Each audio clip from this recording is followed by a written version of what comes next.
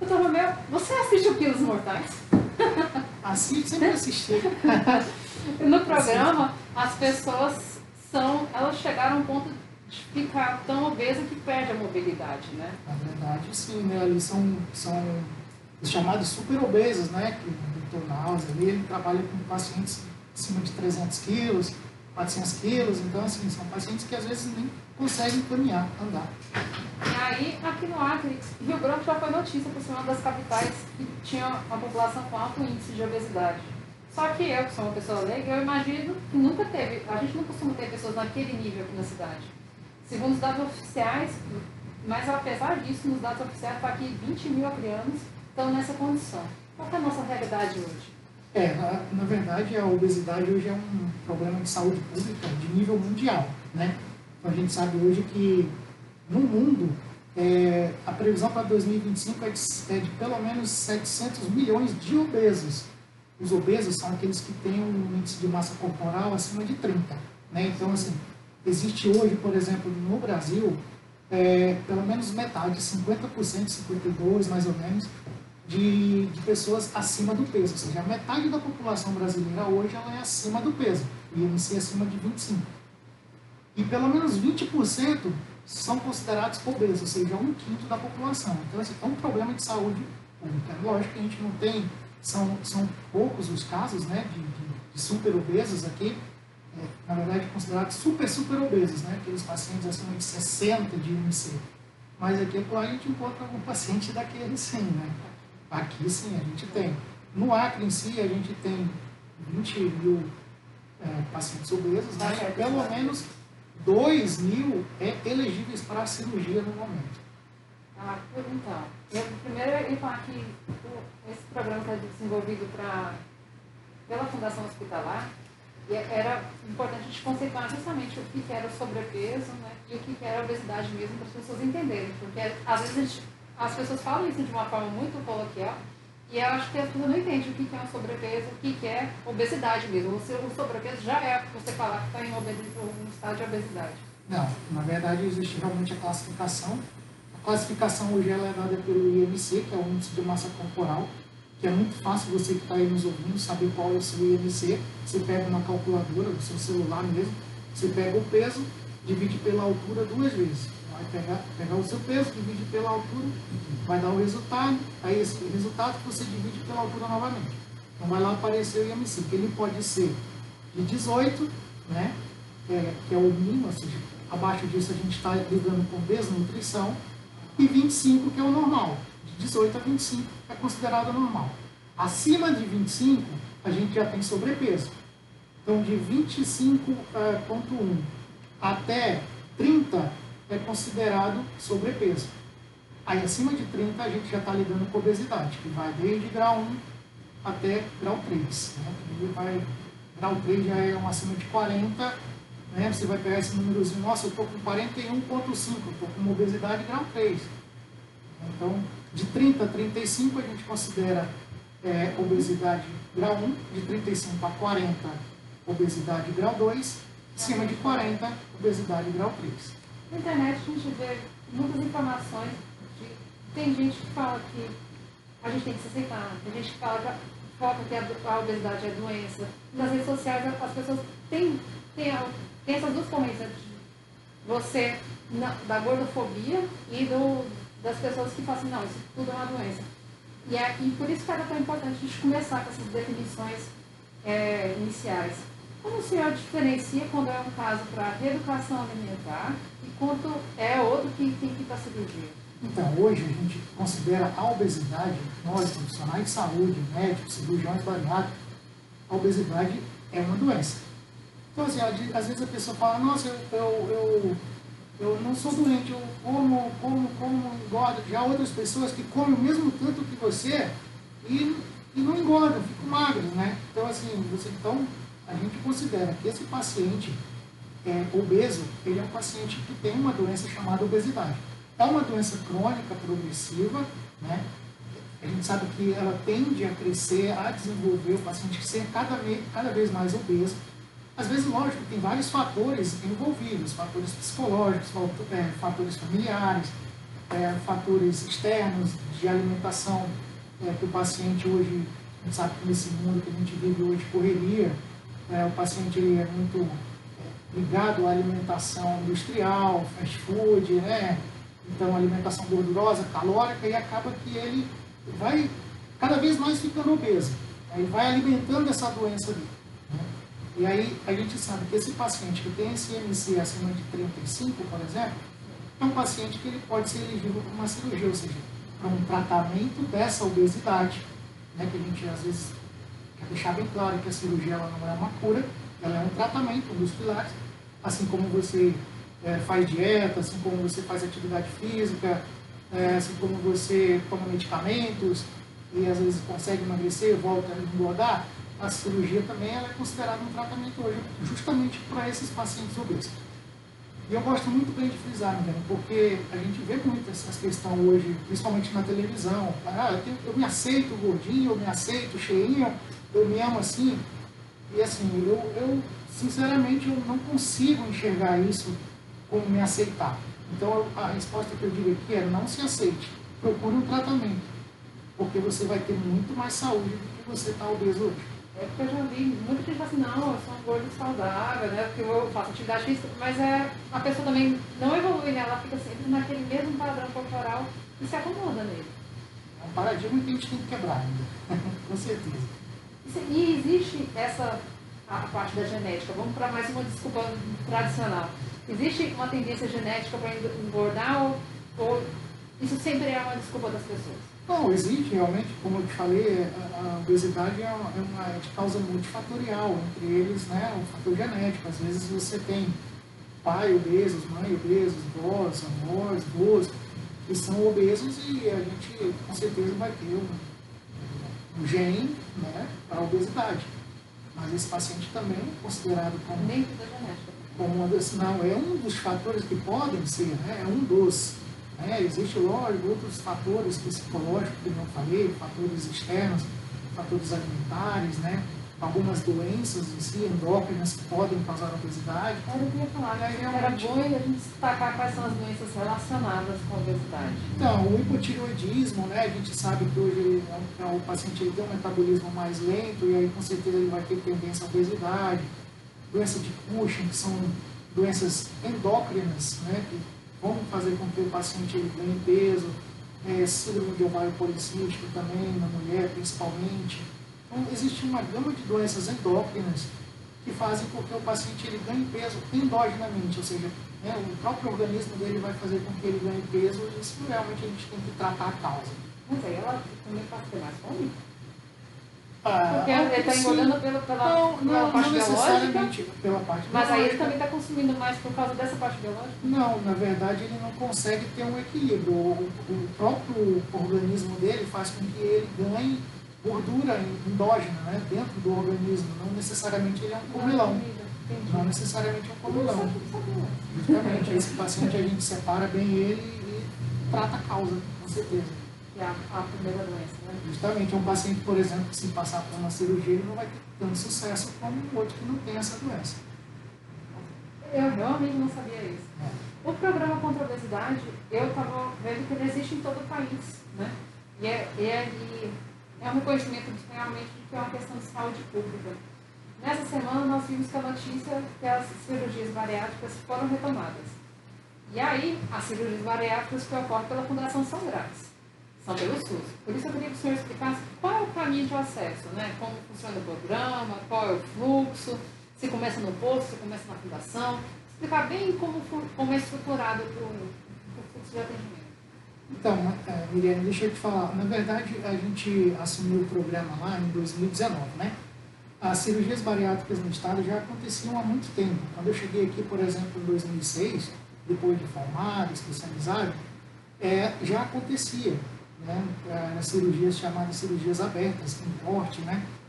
E é onde se operou bastante pacientes na época. Depois, aí, mais ou menos em 2013, 2014, eu comecei a fazer parte desse grupo, né? E também fazer cirurgias abertas na época. E aí a gente deixou um tempo, esse programa ele ficou meio de lado, meio abandonado, né? e a gente sabe que a gente necessita desse programa funcionando aqui no estado, né? Foi aí quando o governo Gladys entrou, em 2019 a gente assumiu também a chefia da cirurgia bariátrica lá na fundação, e aí a gente, com mais outros 26 hospitais do Brasil, fomos escolhidos para participar do programa de cirurgia de bariátrica vídeo-laparoscópica, que são as cirurgias realizadas só com os furinhos, né? Só por vídeo. Que é uma cirurgia minimamente invasiva, onde o paciente ele tem menos sintomas no pós-operatório, questão de dor, de infecção de ferida operatória. A recuperação dele é melhor. É um paciente que com 30 dias ele está fazendo atividade física, para você ter uma ideia. Então a gente assumiu esse programa. Em 2019 a gente realizou aí mais ou menos 11 cirurgias. Em 2020 a gente realizou 27 cirurgias, 2020 no meio da pandemia. Né? No primeiro ano da pandemia. Isso, no primeiro ano da pandemia a gente conseguiu realizar ali, quando começou, liberou cirurgia mais ou menos agosto, a gente avançou muito e até dezembro a gente conseguiu zerar a fila de cirurgias bariátricas aqui. Mas aí estava acontecendo esse acompanhamento pré-operatório? Já estava tendo, né? Em 2018, 2019 a gente já estava fazendo ali, aqueles pacientes já tinham um pré-operatório sendo realizados. E aí esses pacientes foram operados. Em 2021 a gente não conseguiu avançar muito, e aí veio a outra pandemia, né? Aconteceu vários problemas, onde a gente continuou o programa só com atendimentos, fazendo pré-operatórios, acompanhando os pós-operatórios.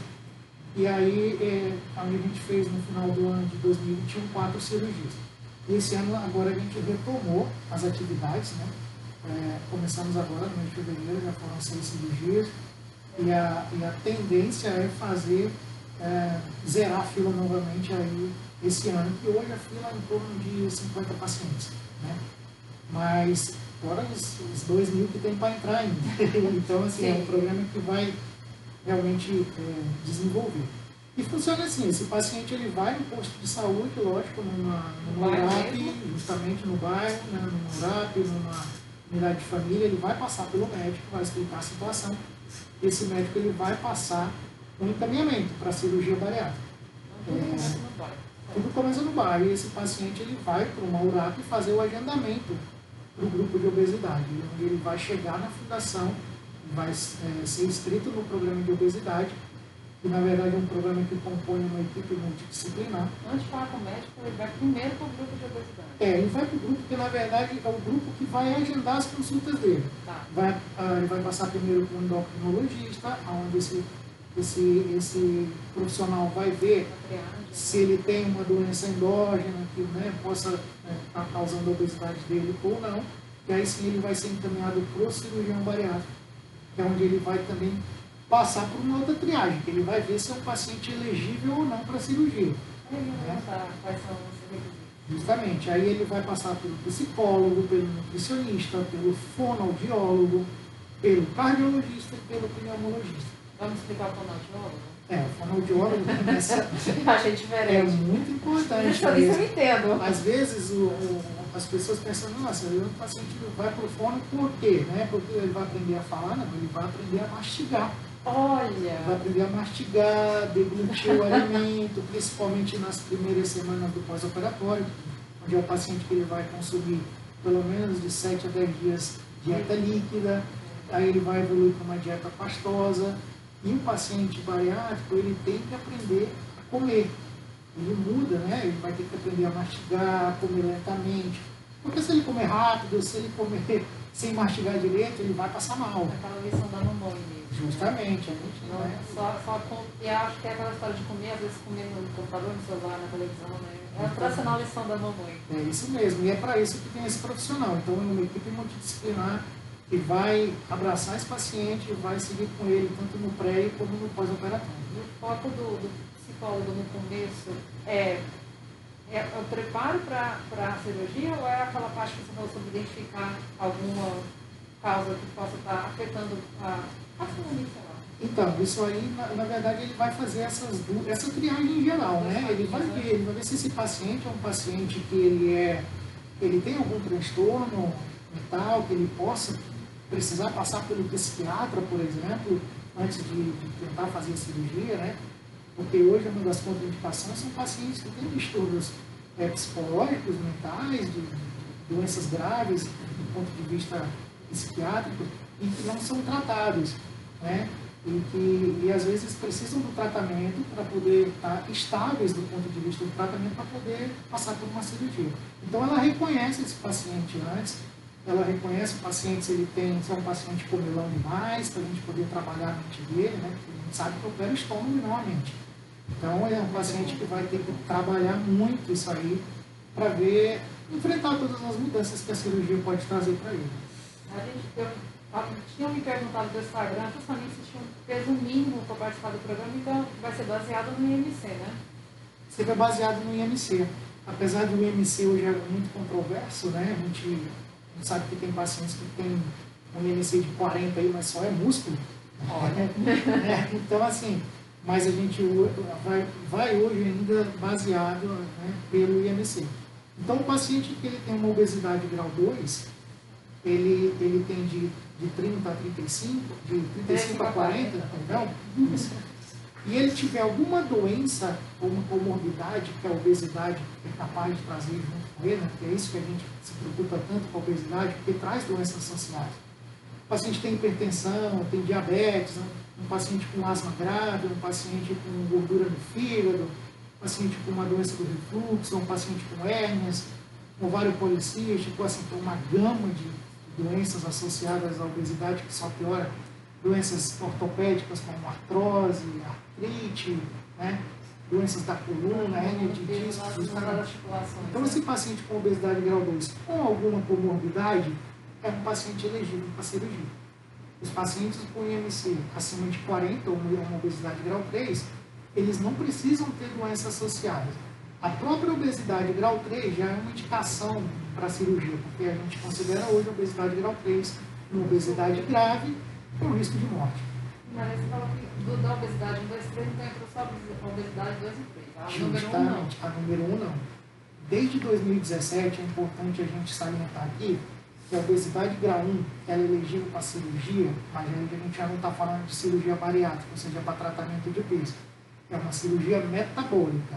São aqueles pacientes que têm doenças metabólicas de difícil controle clínico, como a diabetes tipo 2.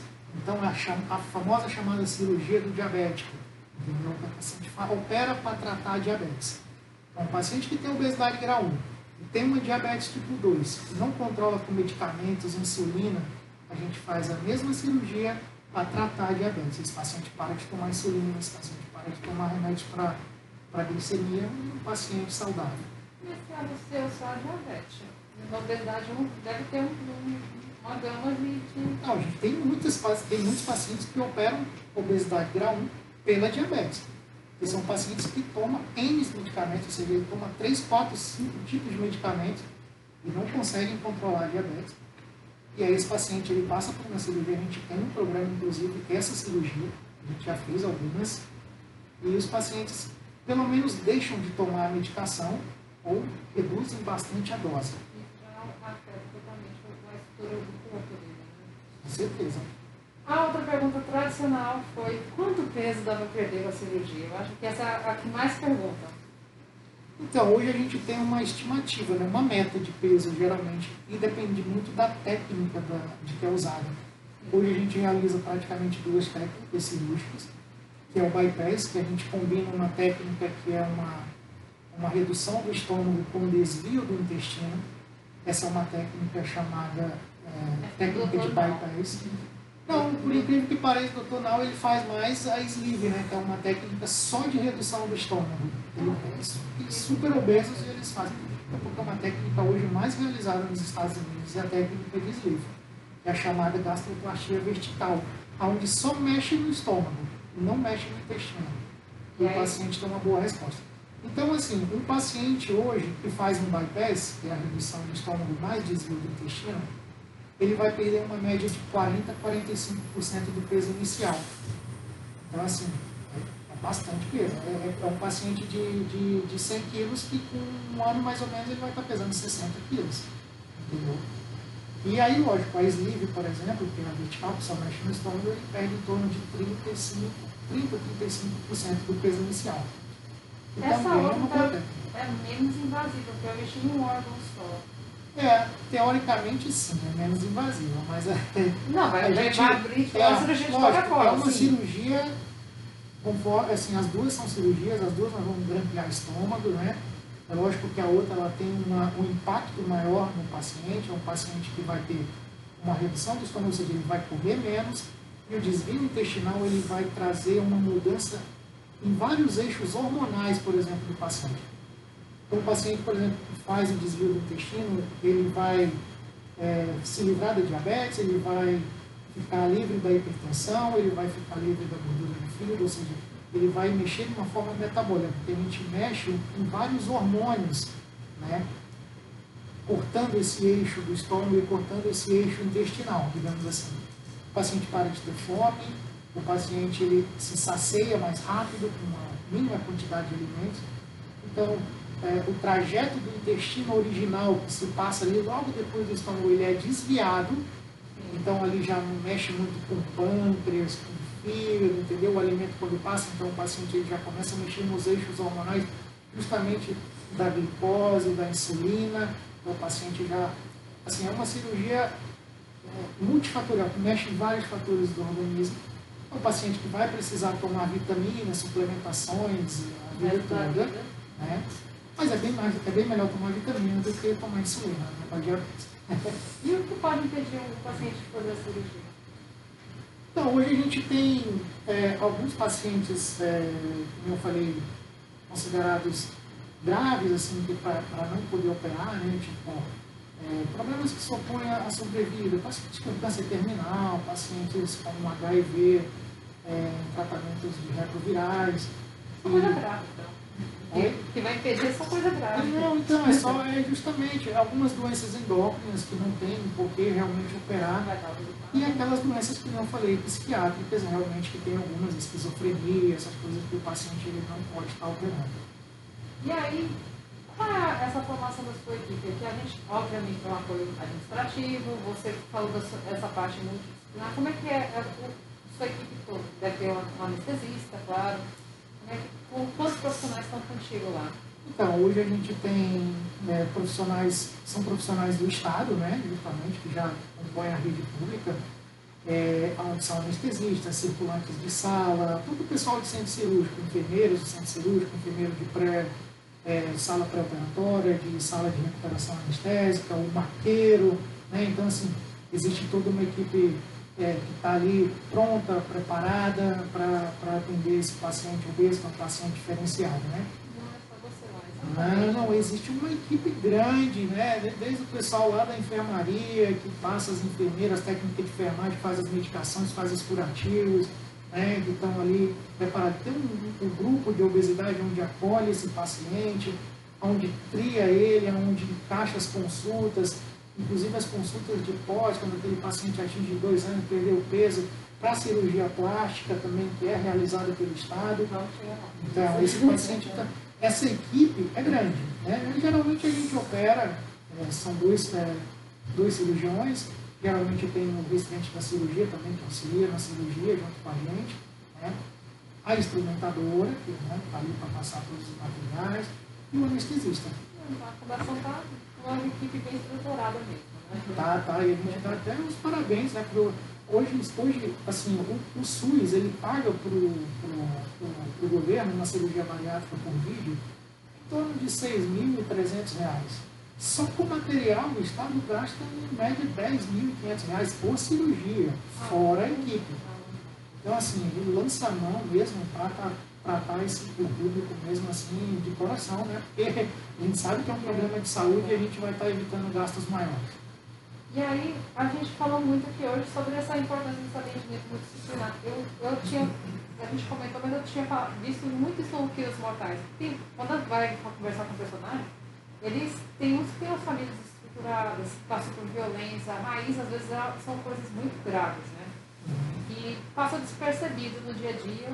E aí a gente sempre pensa só que era vontade de comer, você não leva como um problema que é muito maior.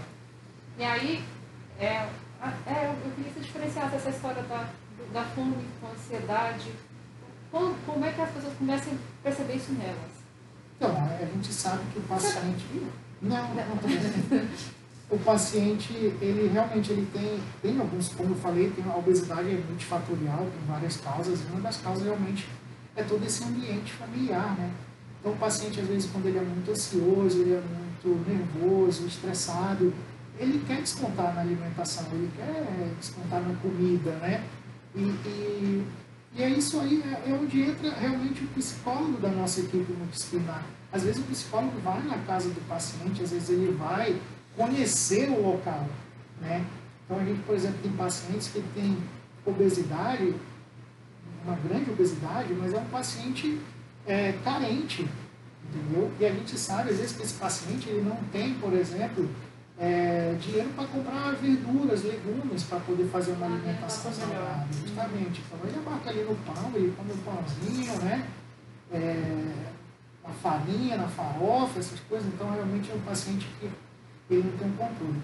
Mas a gente sabe que também tem um paciente que é um paciente comelão, um paciente que não tem nada a ver, que ele não tem nenhum transtorno psicológico, ele gosta de comer mesmo, ele gosta de comer, gosta de beber, né?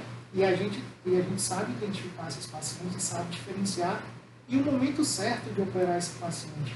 A partir do momento que a gente consegue conscientizar esse paciente, que vai passar por várias mudanças, se ele não mudar, ele às vezes não consegue o objetivo final dele, esse paciente não opera enquanto ele não fizer isso. Esse acompanhamento antes é de quanto tempo mais ou menos? Hoje, na verdade, ele dura em torno de um ano.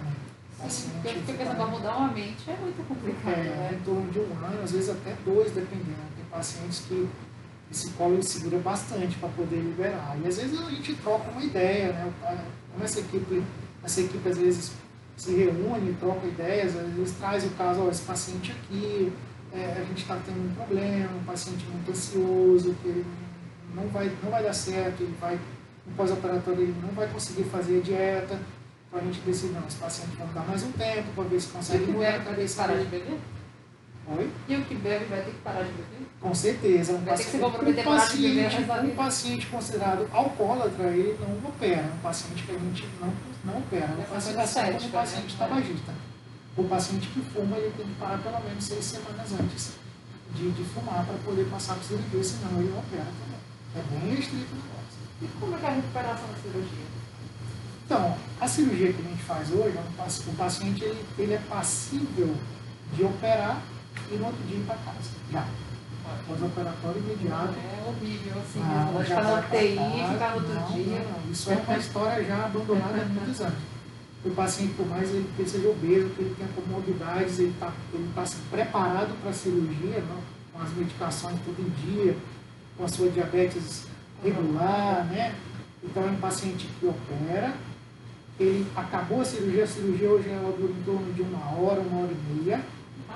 Acabou a cirurgia, vai para a recuperação anestésica, ele fica ali em torno de 1 hora na recuperação anestésica, está bem acordado, vai para o quarto, ali ele já tem que começar a andar, sair da cama, começar a caminhar. Ele tem que caminhar, porque justamente ele está com complicações de pneumonia, está com complicações de trombose, né, embolia pulmonar, essas coisas. Então, a mobilidade do paciente, a deambulação precoce, hoje ela é indicada. Assim como a dieta também.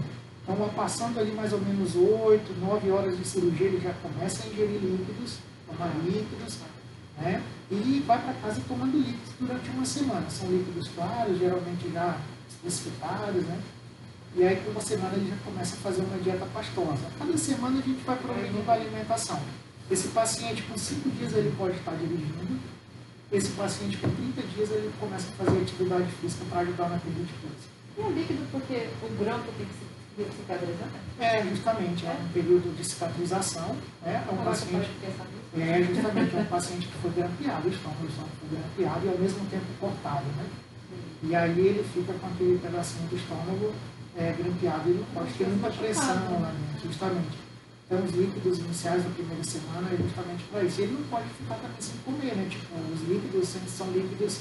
Bem ácido, né? Eles são líquidos que vão proporcionar para ele pelo menos alguma caloria, né? Algum substrato que é para ajudar justamente na cicatrização. E a sobra de pele? Agora sim chegamos na parte da cirurgia plástica, que quem perdeu ficou com 60 quilos, que é praticamente o meu peso, ele vai sobrar pele. Como é que fica isso? Então, esse paciente ele vai passar por uma avaliação. Geralmente a gente espera, né, completar o tempo, que geralmente um ano e meio a 2, né? Isso é até importante dizer que o paciente às vezes opera e fala, nossa, eu vou emagrecer da noite para o dia. Não é assim. A cirurgia bariátrica ela emagrece, mas ela emagrece lentamente, progressivamente. Como é que você cortou? Você tira alguma coisa de gordura ou não? Você grampeou.